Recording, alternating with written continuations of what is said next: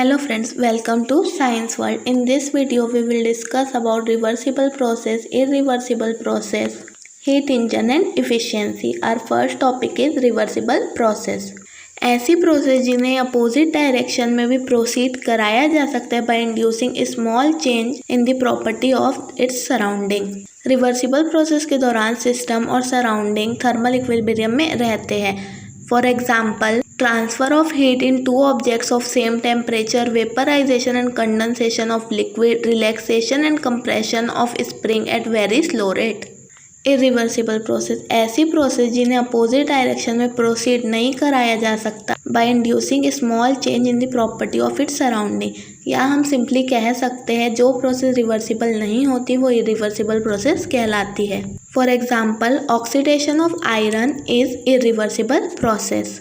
Falling of water from certain height is also a irreversible process because in this process kinetic energy of water converts into heat energy and sound energy, but its reverse is not possible.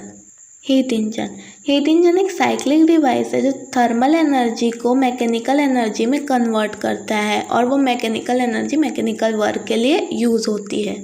Main parts of heat engine are source of heat, sink and working substance. Source of heat source को constant high temperature में रखा जाता है। Heat source की thermal capacity infinite रहती है, मतलब हम इसमें से जितने भी एनर्जी ले ले इसका टेम्परेचर कांस्टेंट ही रहेगा। सिंक को लो टेम्परेचर में रखा जाता है। इसमें वर्किंग सब्सटेंस द्वारा वर्क करने के बाद जो भी हीट बचती है उसे सिंक में रिजेक्ट किया जाता है। इसकी थर्मल कैपेसिटी भी इनफाइनाइट रहती है। इसमें भी हम जितनी भी एनर्जी दे दें इसका टेम्परेचर कांस्टेंट रहेगा।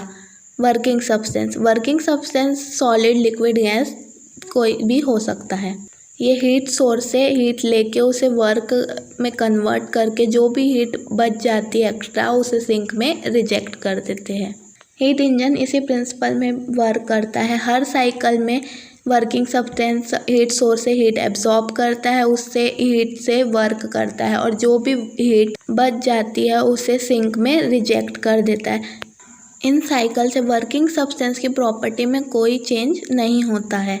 इस साइकिल को बार बार दोहराने से हम मैक्सिमम अमाउंट ऑफ वर्क करवा सकते हैं। Efficiency, the ratio of work done in each cycle to heat absorbed in each cycle is called its efficiency. It is denoted by eta.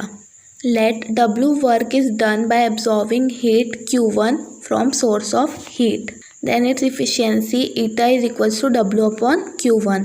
Let Q1 heat is absorbed from temperature T1. From that heat W work is done and Q2 heat is rejected at temperature T2. In this process temperature remains constant, therefore its internal energy is 0, means change in internal energy is equals to 0. In this net heat absorbed dQ is equals to Q1 minus Q2. From first law of thermodynamics, dQ is equals to du plus dW. Putting value of dQ, du and dW in this equation, we get Q1 minus Q2 is equals to W. Putting value of W in equation, eta is equals to W upon Q1. We get eta is equals to 1 minus Q2 upon Q1. This is the formula of efficiency of heat engine. अगर heat source से जो भी heat absorb की है working substance ने वो उसको पूरा ही वर्क डन में यूज़ कर ले और सिंक में हीट रिजेक्ट ना करे तो Q2 0 के इक्वल होगा और इससे इफ़िशियंसी 1 आएगी या 100% कह सकते हैं। लेकिन प्रैक्टिकली कोई भी वर्किंग सब्सटेंस हीट को कम्प्लीटली वर्क में कन्वर्ट नहीं कर सकता, इसीलिए हीट इंजन की इफ़िशियंसी हमेशा 1 से लेस रहेगी और we can say that the efficiency of heat engine is always less than 100%।